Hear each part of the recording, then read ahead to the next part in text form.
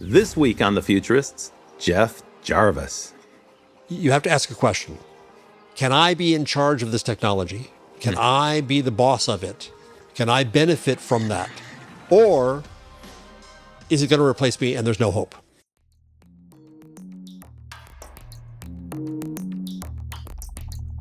Hey there, welcome back to The Futurists. I'm Rob Tercek, and this week we've got a returning guest, someone I enjoy speaking to so much because we both share a passionate interest in history and how history influences not just the moment we live in, but the moments that are about to come. And in the past, this guest has teased me mercilessly about the title of the podcast because, in his opinion, calling yourself a futurist is pretentious. I can't really argue with that. I think I wear that label.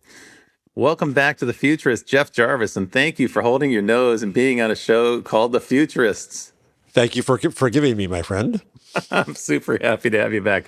I always enjoy our chats, even when we're not recording them, because I come away with fresh perspectives on things. And Same this back. week is, thank you for that. This week is no exception. You just sent across a copy of your newest book. I have to say, you're the most prolific writer I know because you keep sending me copies of new books.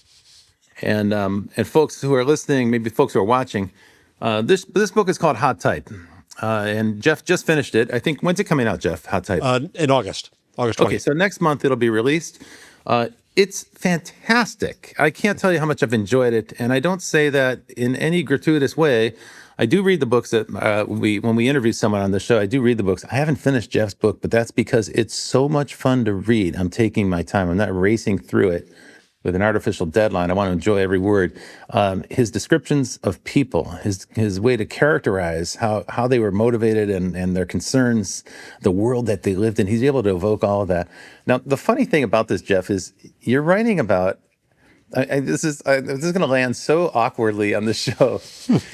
You're writing about the Linotype machine, and I'm sure people are going to listen and go like, "Wait, wasn't that 100 years ago?" And the answer is yes, but it shaped so much of the world that we're in. It kind of built the fishbowl, the media fishbowl that we swim in to this day. That we're kind of disassembling right now. So help me with that a little bit. Give me a sense of Hot Type and the story of Ottmar Mergenthaler.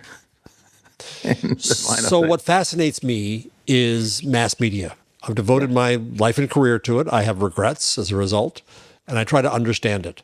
About 15 years ago, I wanted to write a book about mass media, and I read a bunch of sociology. I'm a fake academic. I'm not a real one. I snuck in through the side door called journalism. And I started writing the first few pages, and I said, I'm not ready for this. I don't know enough. I can't do it.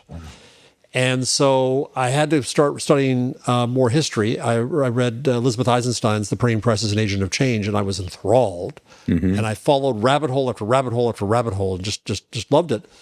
And ended up writing a book called The Gutenberg Parenthesis, which we've talked about, which is really about the beginnings of movable type. Yep.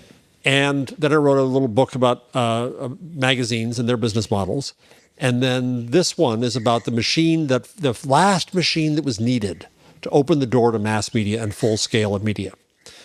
And in the 19th century, basically setting type had not changed since the 1450s in Gutenberg.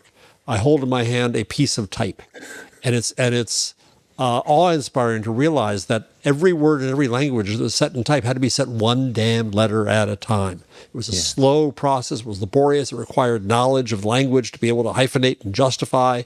It had the really boring task of putting the clean type back and so it can be reused because it was very expensive to make this stuff. So what happened in the 19th century is new technologies came along that changed publishing. First was the steel press. It was just less creaky than the wooden press. Then stereotyping, which was being able to mold a page of type so that you didn't have to reset the type every time if a new edition came along. That changed the economics of publishing. Then paper made from wood pulp rather than from fabric. Also the telegraph came along in this period. And then the steam-powered press, which was critically important. The average circulation of a daily paper in the U.S. before the mechanization and industrialization of print was only 4,000. It was a Substack newsletter, and a small one at that, right? But so scale, you could see scale.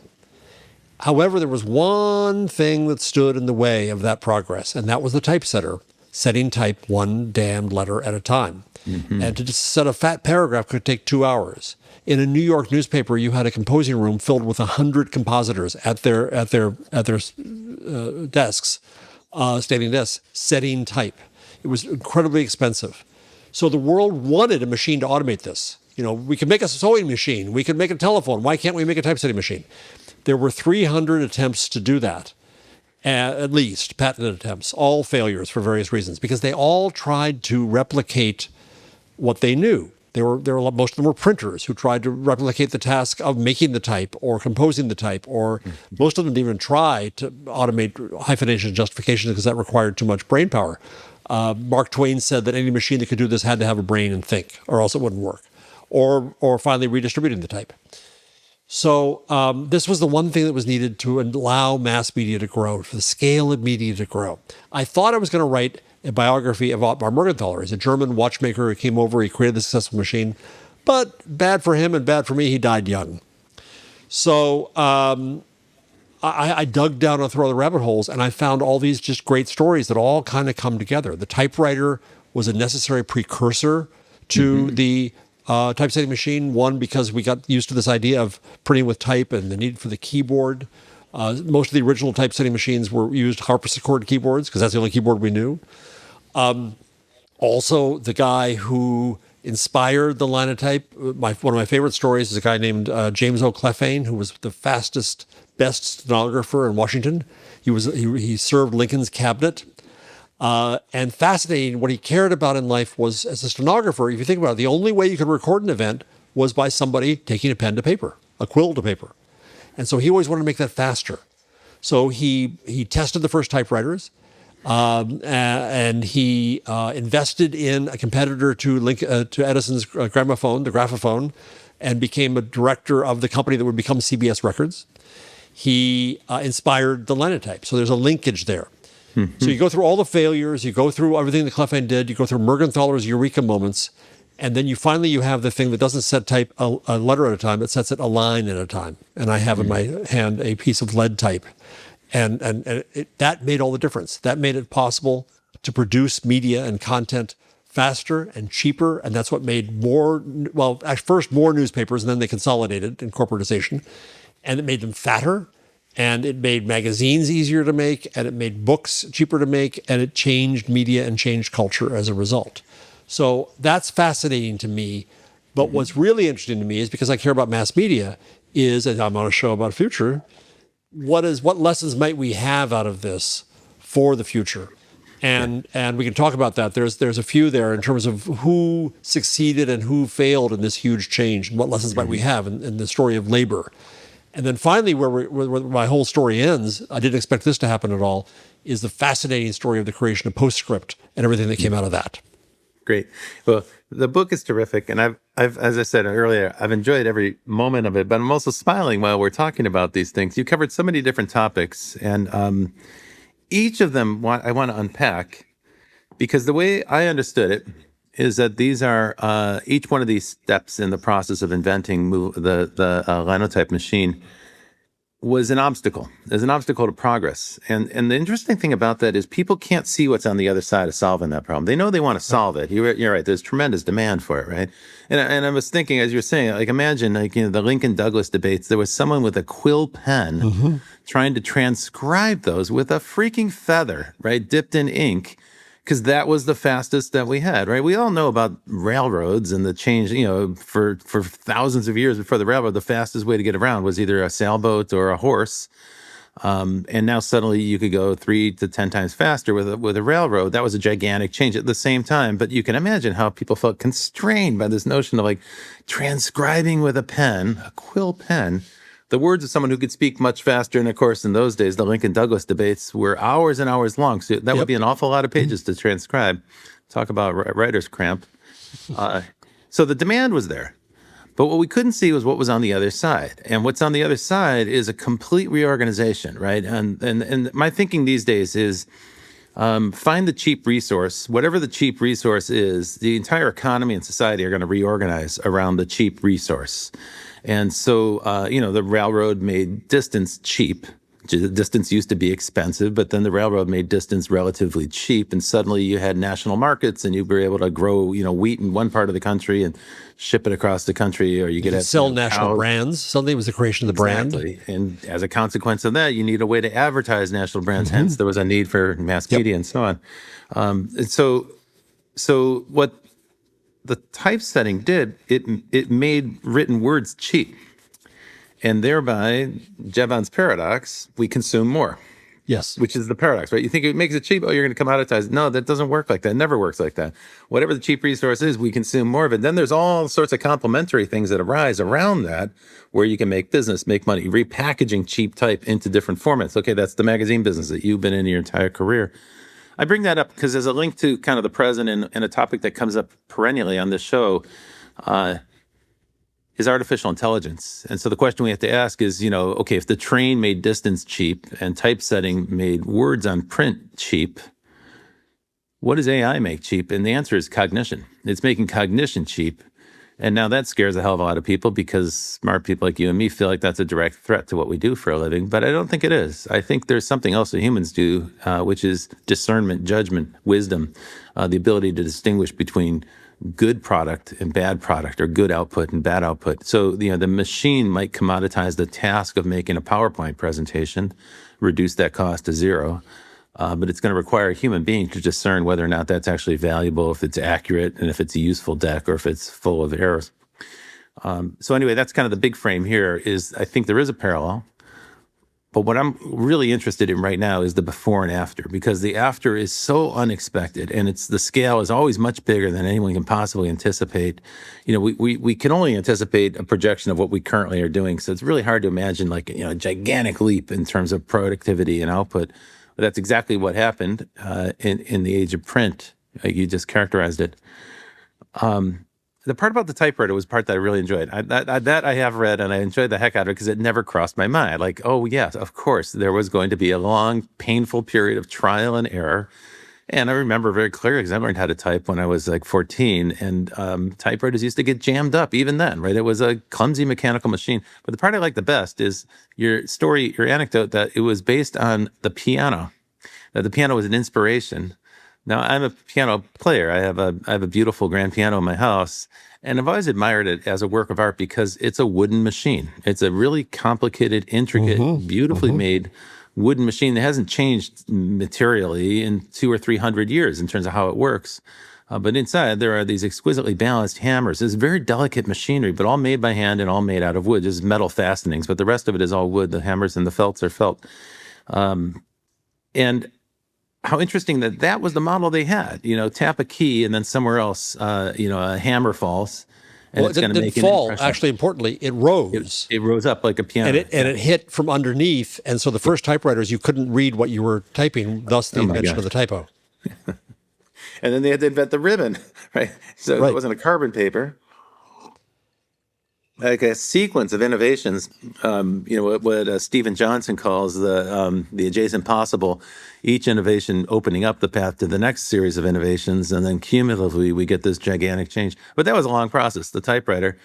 And then the part about Thomas Edison there also inspired me, where he, the inventor of the typewriter took it to Edison, and then there's kind of a garbled history there of whether or not Edison stole the invention or not, but somehow magically Edison started making typing machines at the end of telegraphs.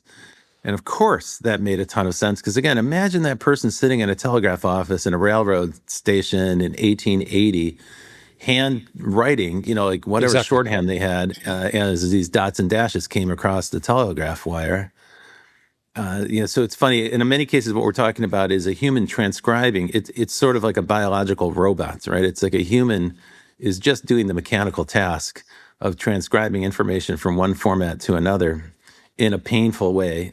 So at any rate, for folks who are interested in that kind of transmutation and then the history, the progression, for sure, Hot Type is a fun read, and I encourage you to check it out. What lessons are there for us today in Hot Type? I think where you started to head there is really interesting, is when we the unanticipated part of this change. Mm-hmm. So one thing is, I think we can understand today what it's like to have a sudden avalanche of more speech, more text. Right? It happened with Gutenberg, obviously. You've got tons more books at a far lower price than you could have imagined, and Lord knows that changed the world. I'm not a technological determinist. It was not set in stone how it would change, Yep. but it changed obviously in So it considerable ways. unfolded in different ways in different cultures, right? Exactly. In the Exactly. Muslim world, it was forbidden for hundreds of years, and they didn't have type, and as a result, they have this beautiful calligraphic culture. Right. But Exactly. in some respects, their scientific literature fell away because they weren't able to produce it fast enough. Where they had been leaders in science, and in the so-called West, it didn't cause the Reformation, but if Luther didn't have print, he wouldn't have been able to cause the Reformation. A. B. He It probably was the would have burned machine the gun stake to the like Jan revolution. Hus, his predecessor. And C. He made a very important decision to write in German and create a public around that rather than in Latin. Anyway, so that was an avalanche of text. Then we get into the 19th century with steam-powered presses and then the linotype, and a whole bunch more text comes along, and that frightens people. It causes moral panic. The fear was that novels would corrupt the morals of women and children, that these new art forms were coming out and they're not appreciated. That's one change. The other and fascinating thing to me, Robert, was the inability at each of these changes to figure out the business model at first. Mm-hmm. In the case of Gutenberg, year 1500, all the printers were failing. They printed the wrong stuff. They were misery. In fact, it was Martin Luther who saved them as a business. You get to the 19th century, and if there's a villain in my tale, it's a guy named Whitlaw Reid, who stole the the progressive New York Tribune out from under its founder Horace Greeley, who didn't say "Go West, young man," and as far as we know. Who also basically forced Mergenthaler out of the company that bore his name, and who used the Linotype to get typesetters union typesetters out of his composing room. And so you can look upon him as a villain, but in truth, he was also just a capitalist. And he was a first early capitalist, and he was a businessman's businessman. He understood the need of capital to buy those machines. He understood the need for scale to do that. He understood the power of equity to own it. What he didn't understand was the power of advertising.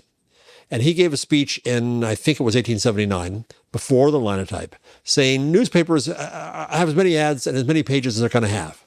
People are not going to, they're not going to tolerate turning more pages to get to the stuff they want. The advertisers can't afford large audiences in this way. It ain't going to be advertising that way, folks, right? So the paywall versus advertising fight, right? Even then. Magazines, the real business of mass media, the attention economy came from a guy named Frank Munsey, who had a magazine egotistically named Munsey's, who one day in the 1890s decided to sell it at a loss, at a dime, losing money on each copy. How did he make it up? Advertising. That changed all of media from then to today. That's the attention economy. Books. Mark Twain, who's kind of the Zelig in this tale, he goes back again and again and again. That's right. The way his books were sold originally was the way, not all books, but a great majority of the books were sold at the time was through subscription sales.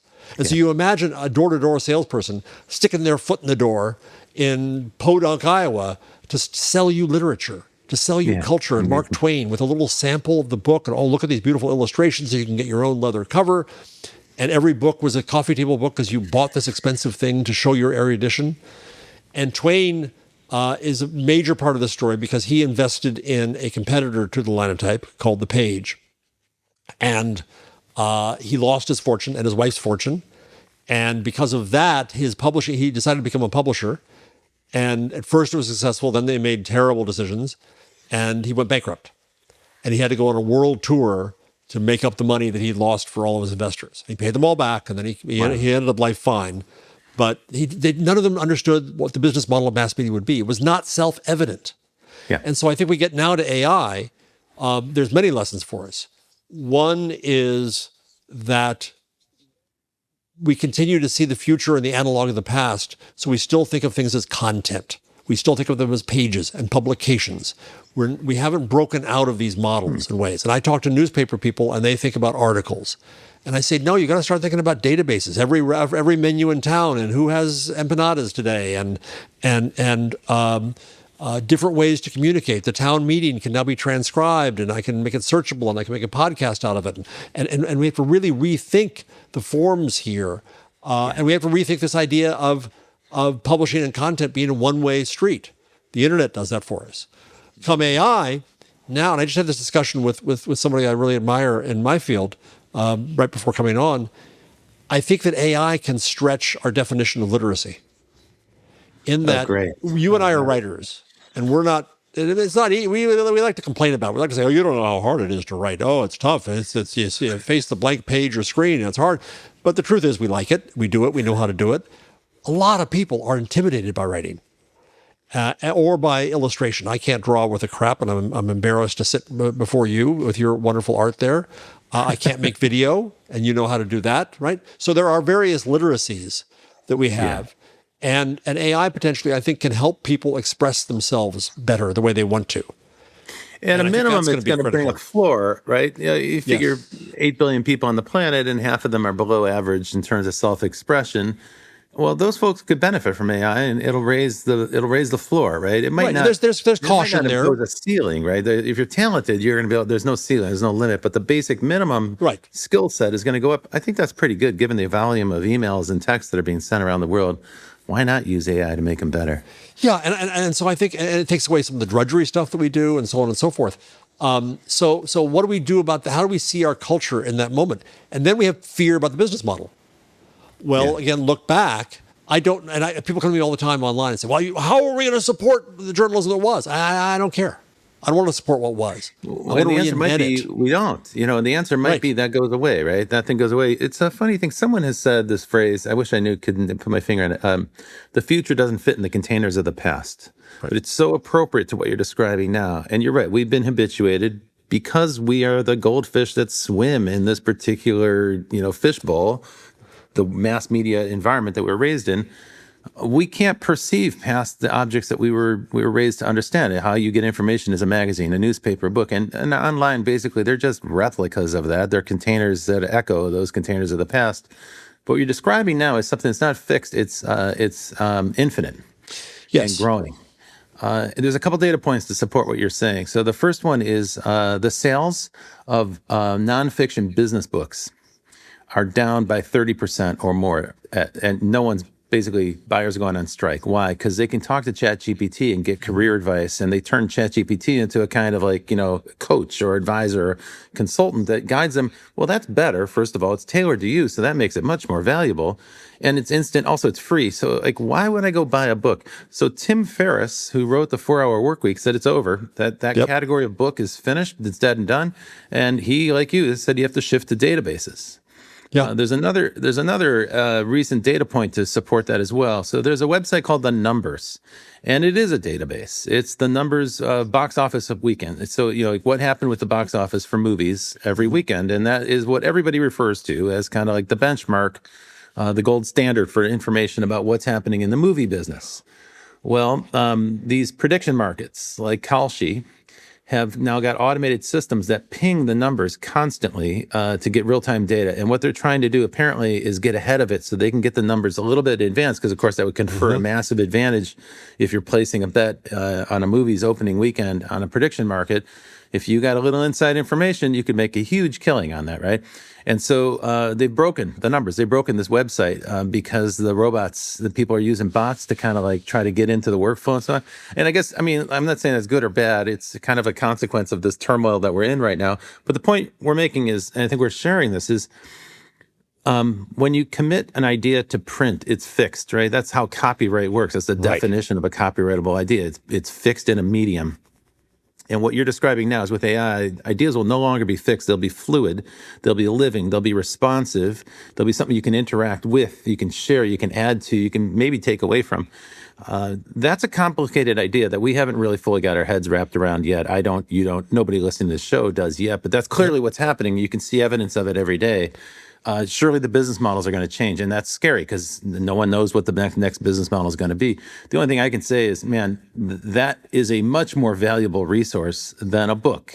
Because the reality is most business books you don't finish, right? You read the first chapter, okay, that could have been a good article in a magazine like Vanity Fair. I don't really need to read the next 10 chapters. They're just there to fill the book out so that they can take up shelf space. And then the book sits on my shelf until I finally come around to going, I don't need this, and throw it out. And even the used bookstore won't take it anymore. Nobody It's wants a business book. Yep. Exactly. And it's atoms, not bits, right? So imagine how much more valuable that would be as something I could reference, cross-reference. And now I think, well, okay, I have hundreds of ebooks on my Kindle, on my Kindle app. These are digital books, but they're completely walled off. Completely walled off from anything I might want to do with them.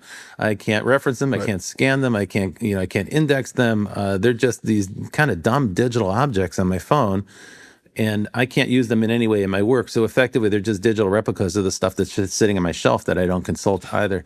And I kind of quite haven't figured out my workflow around that, right? So just imagine in this vital world that we're in now, this highly dynamic environment that we're in now, if all that information were available as a database, and if there were a business model to support it, you can imagine the number of transactions of content transactions that would occur. It wouldn't double, it wouldn't triple, it wouldn't quadruple. It would go up by a factor of like 23,000 in a matter of weeks, right? Because you'd have this intense take-up of interactions. So I suspect that's where we're going. I'm not quite sure if that's where you wanted to go with this conversation. No, exactly where I want to go. So let me do a quick story. So when I recorded the audiobooks for the last two, for Magazine and Hot Type, at the end you do the this production has been whatever, right? And there's a paragraph that I was supposed to read that says no one may use this in this universe or the next universe in any way, in AI or any other crap. You can't do it. And I said, that can't come out of my mouth. It won't come out of my voice. No, I'm sorry, I can't say that. Wow. So I offered the publisher two options. One is I said I recorded an alternative. Though the author disagrees, no one may use this, and they wouldn't do that, right? So they put in somebody else's voice. That's fine. Okay. Right. But I'm also editing a new book series called Intelligence, AI, and Humanity for Bloomsbury, for the same publisher. And I'm trying to say, we've got to figure out a different perspective toward AI if we're doing a book series on AI. To demonstrate that, I took my 3 Bloomsbury manuscripts and I put them in Notebook LM, now called Gemini Notebook. They changed the name last week. And, created the Jeff bot. And so I'm not making it public yet because it'll probably freak out the publisher. But the point is, you can enter into a dialogue. Because Notebook LM is limited to what you give it, you can enter into a dialogue with it on the outside. And so my book could live on in a slightly different way. So explain this to me, or why did this happen then, or who disagreed with this, or find things that are in there. And I think that that's going to be important as a new means of discovery for authors. So you might write, a friend of mine named Mark is writing a book about getting a job in the age of AI, and it may be a book, but he should go to the next step and put it in a place like Notebook LM so people can query it and have a dialogue with it, and then he creates that value. I want to tell a quick story here about change, because I think it's illustrative for where we're going. I didn't expect the story of labor to be such a big part of this book. I knew it would be part of it, obviously, because you have typesetters who have been doing this for years. There's 100 of them in the Tribune news composing room. What happens to them? And did they hate the typesetter? Some did. The older among them said, I'm never going to get used to this crap, and left it. Fascinating little side story. I don't know if you've gotten to this part yet. There were typesetters called the Swifts. They were the fastest, most competent typesetters there were, and they turned typesetting into a spectator sport. It was like bowling or golf. People came and they spent money to watch people set type. The International Typographical Union at some point stopped them and forbade it because they didn't want a John Henry fight, a man v. machine, because they would have lost. Anyway, the ITU, the International Typographical Union, was the oldest organized union in America. When the typesetter came along in the 1880s, 1886 is when it was installed in the New York Tribune, there had been 300 failures before. They kind of shrugged at it. But the word had it this Linotype was better. We can get into what made it better in a minute. But they knew that it was out there. They had spies in the non-union New York Tribune composing room to see what it was. They had people come back and do diagrams and explain it and bring back slugs of type to show it. And so they knew it was inevitable. They knew the machine to replace their work had finally been created. It had flaws, but it was nearly there. So you would think that the union would have fought tooth and nail. They would have followed the example of Captain Swing against the Thresher, or Luddites against the Loom, who, by the way, weren't really so much against technology. They were against feudal factory work. But put that aside. But having learned the lesson of the pressmen, the typesetters, the ITU said, okay, you can have your machine. One condition is that we run it. We are the typesetters. We still do it. They lost 30,000 jobs in the first 5 years. They gained them back in 5 years. And then they grew huge. And so it was a really important lesson, I think, to say that they, rather than fighting the technology, they said, we are going to take charge of the technology. And I think that's potentially a lesson in there for AI, for many of us, to say, I'm not going to fight the AI. I'm going to use it to my benefit because I have an expertise and I'm going to do this. But I'm the one directing it. I'm not subject to it. I'm object. Yeah. However, then along in the 1960s and 70s came new technologies.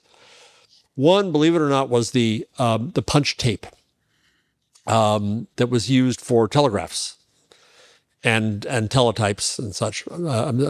So it was the keyboard on one end would drive the machine on the other end through punched paper tape, and the code that enabled the Baudot code that enabled that. Well, somebody came along, Frank Gannett, who was from the Gannett newspaper chain, came in and said, why couldn't it run Linotype too? And he came into an inventor who'd invented the teletypewriter, and thus was created the teletypesetter, and they created an add-on on the Linotype.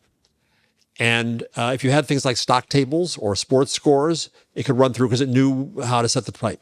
However, you couldn't put just a plain article through it because you had to hyphenate and justify the type. It had to know what type size it was, how wide it was, where the breaks were, and so on and so forth. And so the typesetters were frightened to death of this, but there was kind of a limit to what it could do.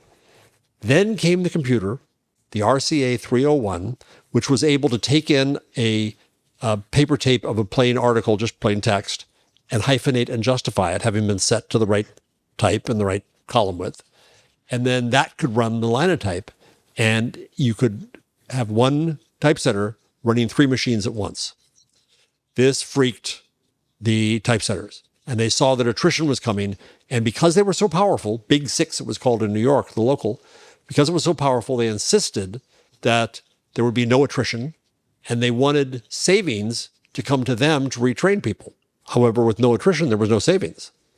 And so this led to strikes in the 1960s with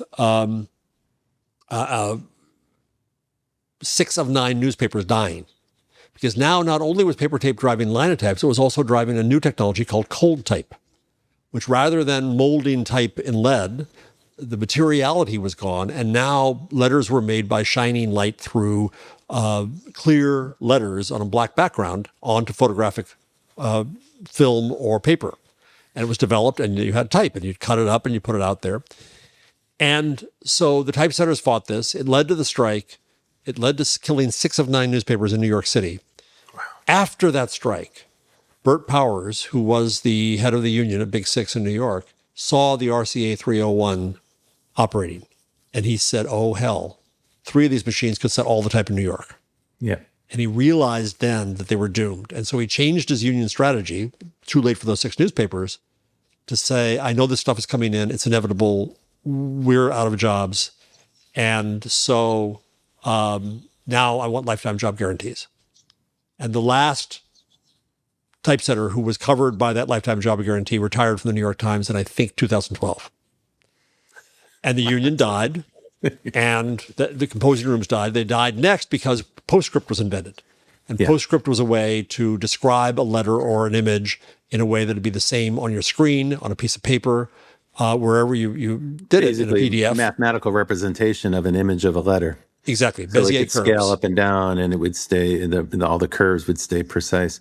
The curves were invented by French automakers to describe shapes. I hate to interrupt you, but I have to go to a break, so we're going to take a little break. Folks, you're listening to The Futurists. I'm Rob Tercek, and this week I'm talking to Jeff Jarvis about his newest book, Hot Type, which is fabulous and full of insights like the ones you've been hearing. Stay tuned. We're going to be right back after this.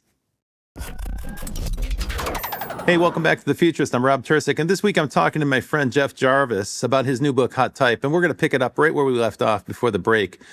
And so, Jeff, you just gave us a mini history of the Typesetters Union. Amazingly, the oldest union and very long-standing, in spite of all the challenges and all the automation that occurred. It was a very durable organization with its last member retiring in 2012, long past the point when the machines themselves have been replaced.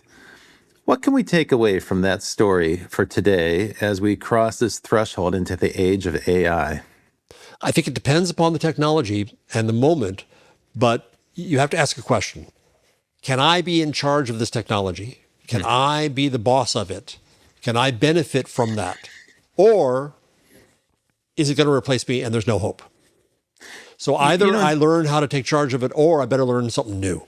So, in 2023, we had this experience. I had it firsthand here because I live not far from Netflix's headquarters in Hollywood. And there was a strike every day for 6 months where the Writers Union and the Writers Guild and the Screen Actors Guild were marching in solidarity to protest, the contract that they were asked to sign at that time. But more importantly, one of the core ideas, more relevant to our talk here today, one of the core issues was artificial intelligence. It remains a thorny issue, but at that time, the writers were dead set against it because they understood it as a kind of zero-sum game. It's either me or AI. The scary scenario for them was that, some producer could be driving into his office from Malibu and get on the mobile phone and shout at his assistant, "I need you to set me up with a script for a 2-person buddy comedy. We have some actors coming in this afternoon and I want to have a script ready for them." And then the fear is that the AI would just crank out a completely mediocre script. They get a commitment from that actor to do it, and then they would hire a writer at 25% of the price of an original screenplay and hire them to do a rewrite of an AI-generated script. So that was a scary scenario. That was a very contentious strike. It lasted for 6 months. It brought many writers to the brink of bankruptcy because they were living on whatever they had, and we don't have residuals and royalties anymore, so those savings got dwindled very quickly. So then we had a repeat of that scenario. We thought we were going to repeat the whole thing again this spring because the contract was a 3-year contract. So here we are in the spring of 2023, and everyone was wondering, are the writers going to go on strike again? And this time, Jeff, we didn't have a strike. In fact, they were able to come to an agreement with the producers in a matter of weeks, which stunned me because I know how hard set against AI and automation this particular union is. But what they got is what they needed.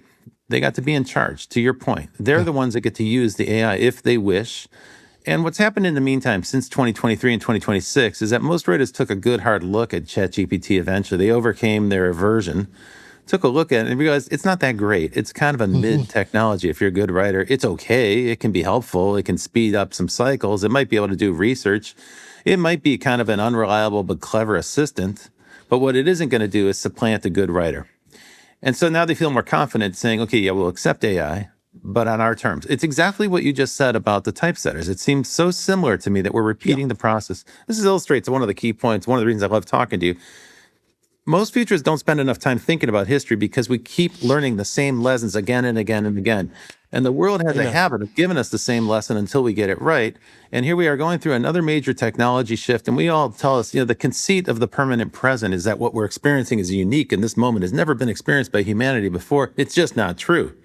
What your book shows us is again and again and again, the same problems come up in novel configurations. But the same problems keep coming up. The same question gets posed again and again.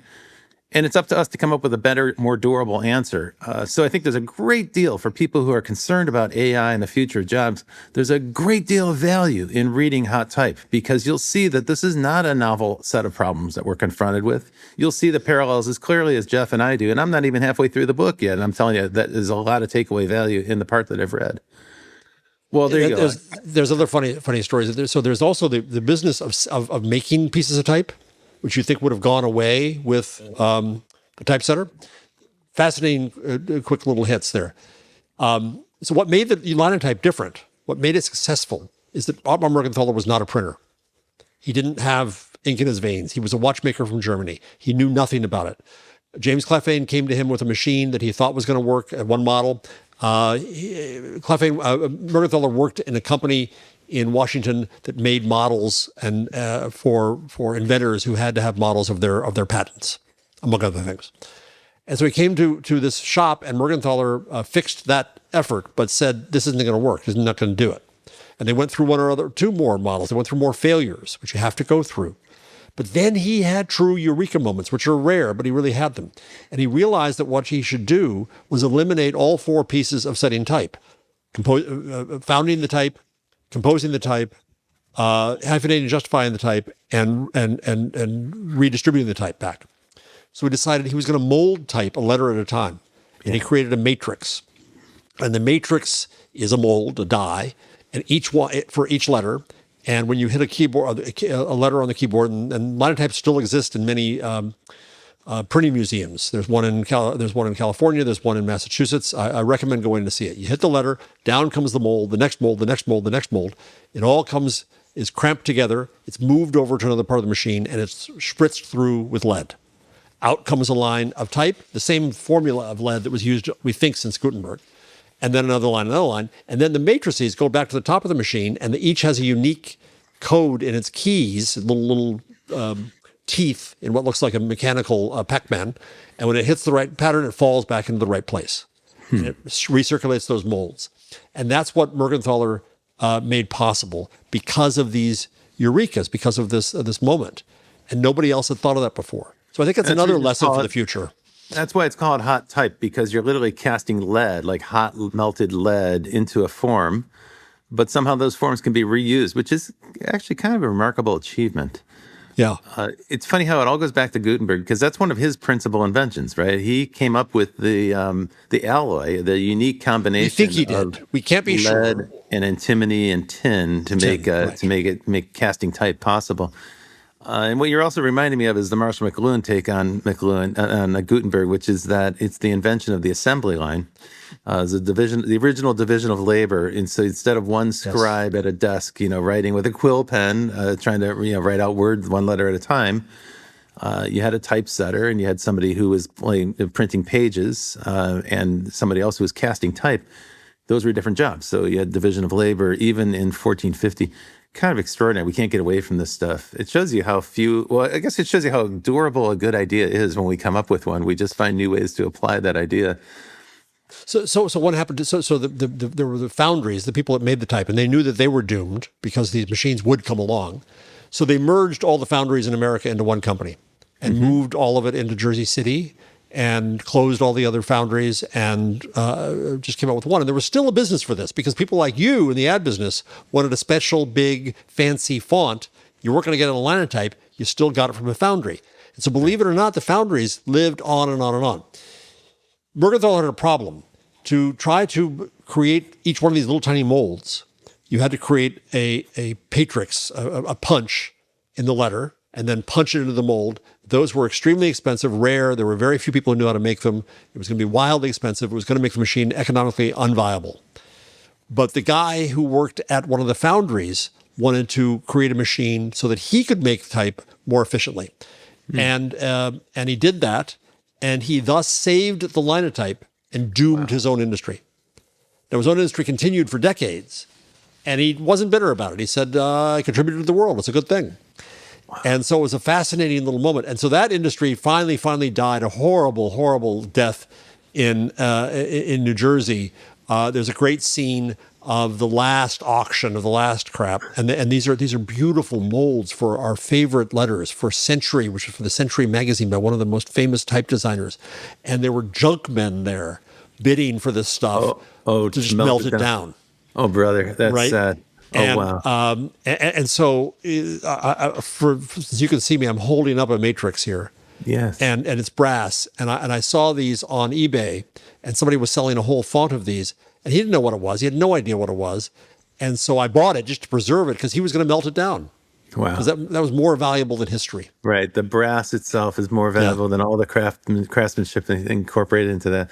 It's funny. The foundries live on. The foundries live on. Most people don't realize the reason we use the word font to describe, the letter that we're choosing or the alphabet that we're choosing for a particular document. That word font is connected in the French to fond, which is the basis of foundry, and it refers to melted lead, right? Mm-hmm. That's the principle here. So the companies that melt the lead are also the companies that created the type. They own the typefaces. And when the business of, casting that went away, the typefaces lived on as a licensing business. So there is a thriving licensing business today from the so-called foundries who own all the fonts.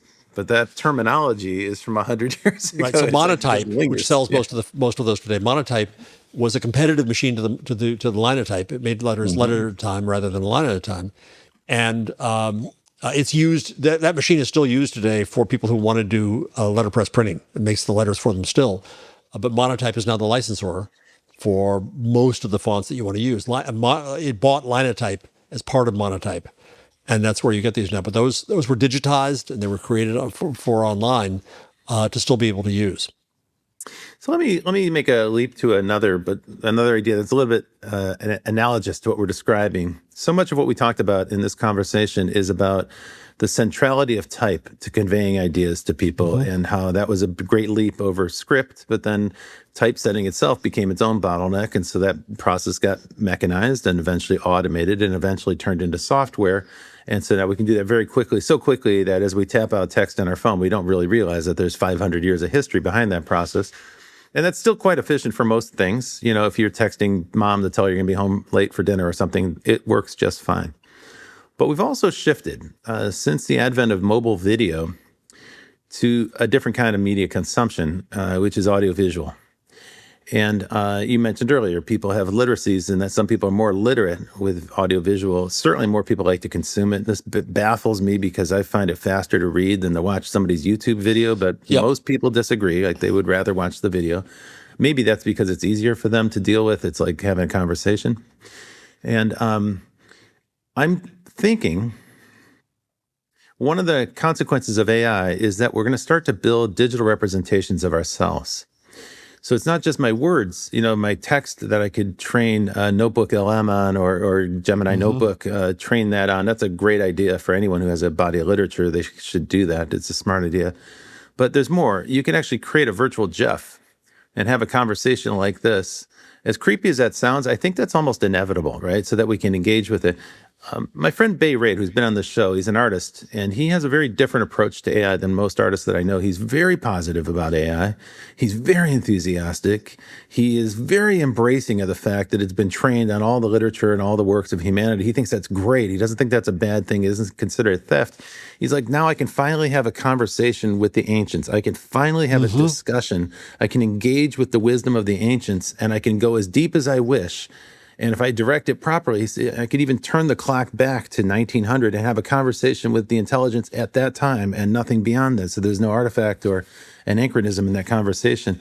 This is a cool approach. I mean, I don't know if I necessarily agree with all of what Bay says, although I do respect his artistic approach to it because I think he's engaging with it. What he's trying to do is uncover the capabilities there. But where that leads me to is this notion that we have individuals who have great ideas, great insights, great wisdom, great knowledge.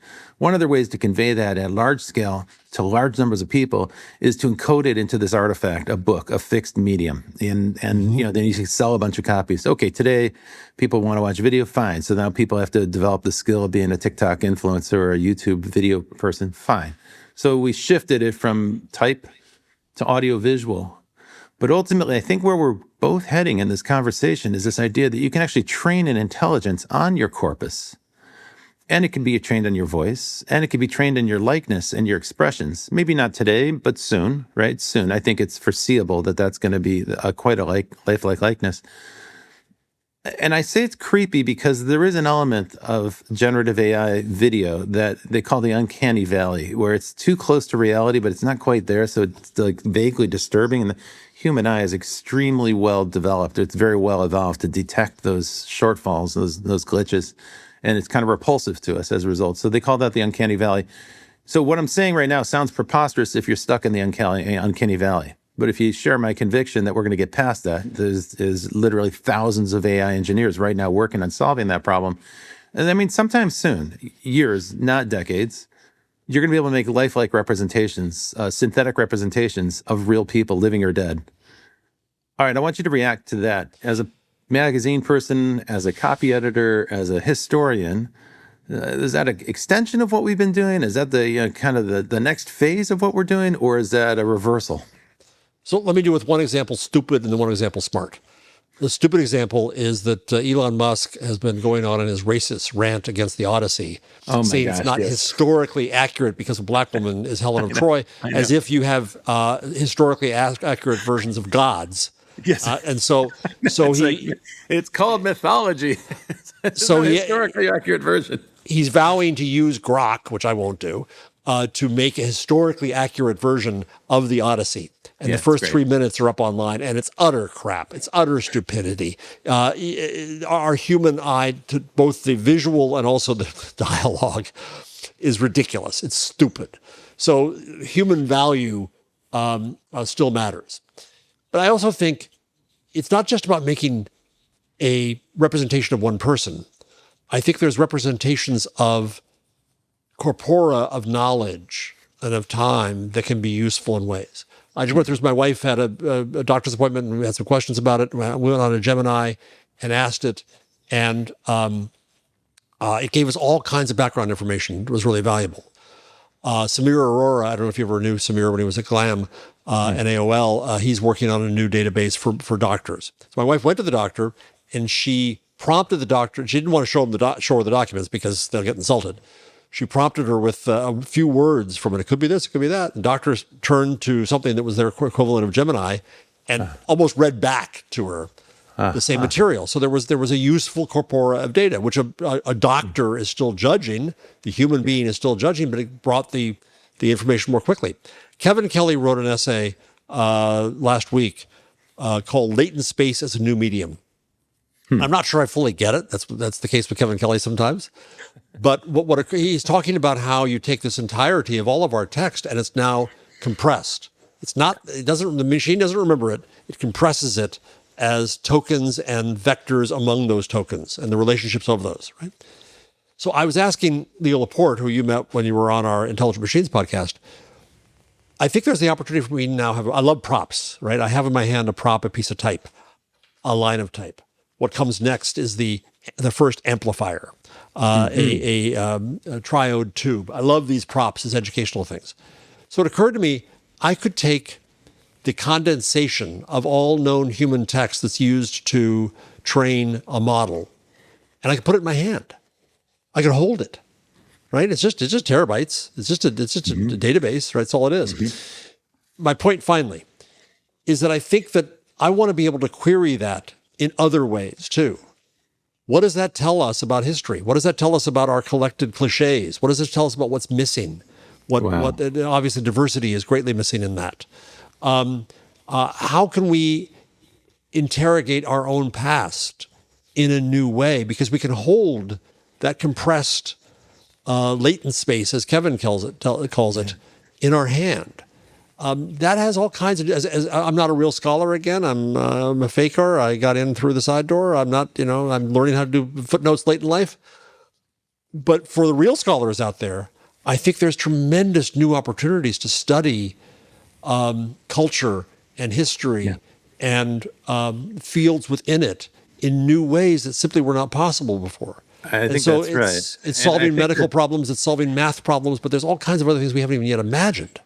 I think you're right about that. And I think as we get better at using this novel technology, we're going to start to realize we can use it to overcome our own biases. Right now, that's not the case. Right now, people love AI because it flatters you and it reinforces your existing bias. But I think smart people at least, are going to get smart about that. And they're going to say, okay, that's a defect. I got to manage around that. What AI is great at is antagonistic approaches to what you've written. It's one of the best uses of it to say, okay, here's what I've written. You're not writing it. I want you to attack it. And I want you to attack it from these perspectives. You can give it 5 different perspectives or more if you wish. Another way to do that, though, is to say, hey, I'm an American citizen. I was born and raised in this country. And though I've traveled, my understanding of other perspectives is limited. Tell me how you would perceive this from the point of view of someone who was raised in Indonesia or Malaysia or Singapore. That's another radically different perspective, right? So I think this is quite useful for us to get that before you publish, right? Before you print, before you commit it to a fixed form. Jeff, as always, these conversations are so much fun. I want to be respectful of your time and the audience's time. Folks, we'll have Jeff back from time to time because he's always such a good time. Let's talk about your book for 1 second here. So Hot Type is coming out from Bloomsbury Press. It'll be released next month, August 2026. Even though I'm only halfway through, I can tell you it's just so much fun to read something that's actually written by a human being and one who's got such a gift for conveying ideas in such a novel way, such fresh phrases, such nice portraits of each of the historical figures that are in your book. So I recommend it. I don't always do that with every author that I read, but your books I enjoy so tremendously much. Thank you so much. Where can people learn more about you? Where can they learn more about you and the book? So my life is an open blog.